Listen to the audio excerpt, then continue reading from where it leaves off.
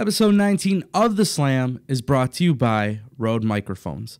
Always a big thank you to Rode for hooking it up with these professional microphones. The Slam is sounding crispy. Listen, episode 18, guys, was a little bit negative. If you missed the previous episode, I highly suggest you guys check it out. The link's going to be in the description.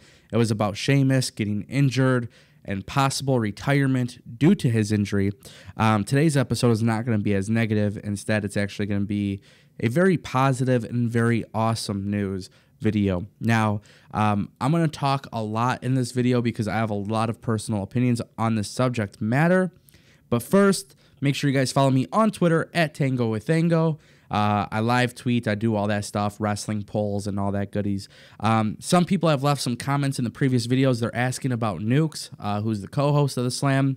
For those who didn't hear about it, didn't know about it, maybe you don't follow the show consistently, we recently relocated. We're going to be producing the show. Instead of just audio only, we're going to be going to a video format with cameras and lighting equipment and all that good stuff. So working on the set design, it takes a couple days, couple weeks for that to finish up. Probably going to have something very soon on that. Now, as far as today's news goes, yeah, like I said, it's pretty positive. And today's news is very specific for the Australian fans of the WWE Universe. Now, for those who don't know, WWE ran a global warning tour back in 2002, and that was basically when they went to Melbourne, Australia.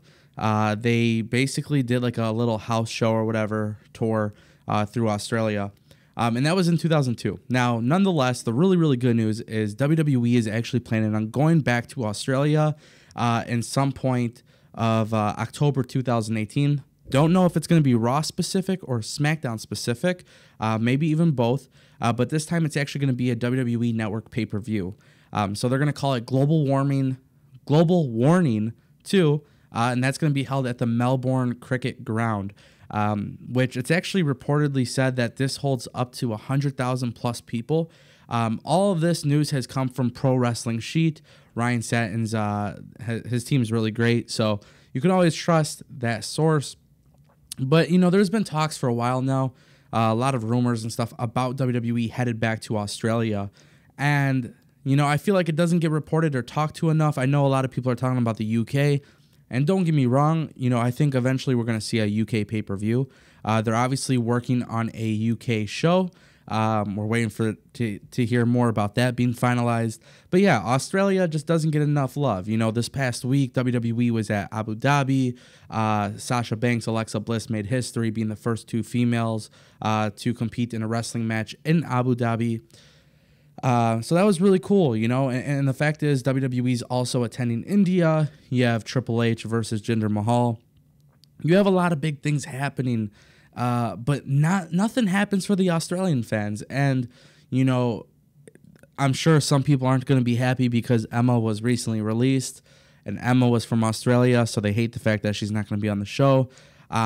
Obviously, when you look at, you know, October 2018, that is next year, you know, maybe the Iconic Duo would probably be on the main roster at that point, maybe in a big role by that point in time.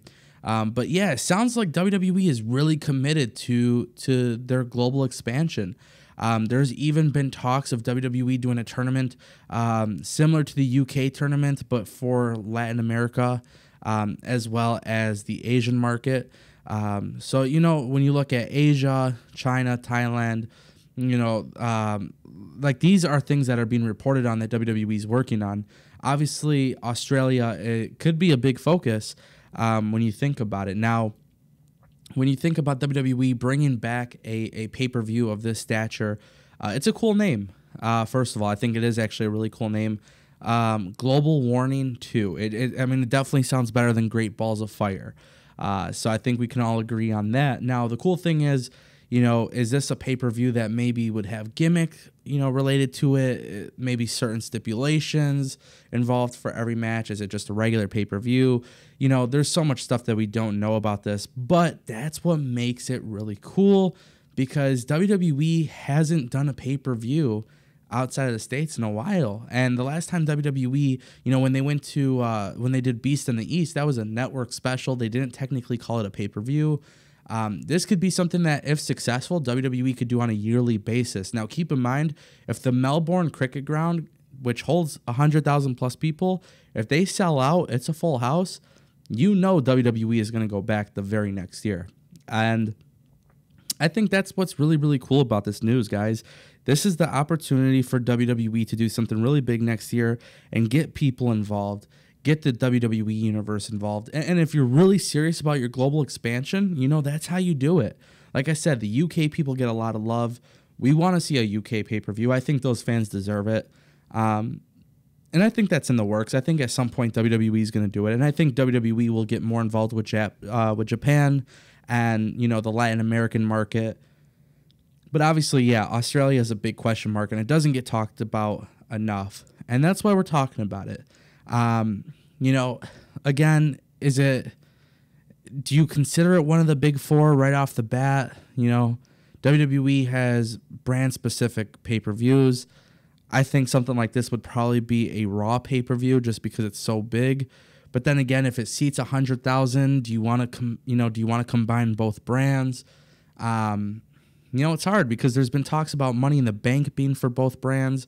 Maybe that's what WWE has to do is, make Money in the Bank just one brand only, and then allow this to be one of the big four. Does WWE move their pay-per-view schedule and base it off, 5 big pay-per-views? That's kind of the big question mark. Survivor Series obviously being one of the pay-per-views that favors both brands. And then, of course, Royal Rumble, both brands. SummerSlam, both brands. WrestleMania, both brands.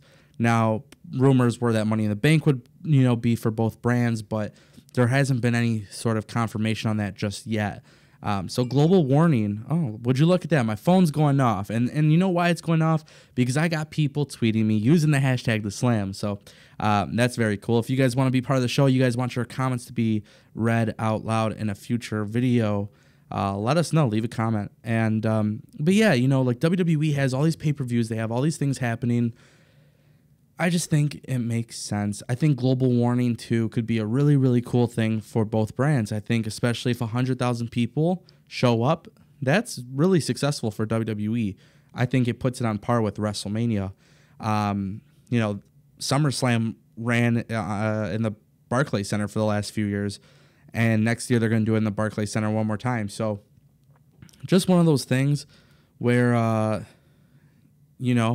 it's just one of those things. I'm very curious about it, and hopefully WWE knocks it out of the park. I think they definitely can. What do you guys think? Is this something that you guys want to see? If you guys are watching the channel and watching the show from Australia, leave a comment down below. Let us know what you guys think. If they're coming to Australia for a WWE Network pay-per-view, are you going to be attending? What's the situation for you? Obviously, currencies around the world are completely different. Is an event like this more expensive? Obviously, there's a lot of questions. And that's why I said it's really good news for the Australian fans. I'm really excited to see what WWE does, and it's part of their commitment to a long-term expansion plan. And don't worry if you're a fan from the UK. I wouldn't jump right off the bat thinking you're not going to get a pay-per-view. I think you guys definitely will get a pay-per-view. You guys, there's rumors of UK getting its own show. Would WWE do the same for Australia? Would WWE do the same for India? We've heard about the tournaments being for everybody, but would they pull the trigger and do specific shows for different countries? And that's the big question mark of the day. So let me know what you guys think in the comment section down below. Please just let us know your thoughts and your opinions. Again, you can follow me on Twitter at TangoWithTango. If you follow me on Twitter, use the hashtag #TheSlam.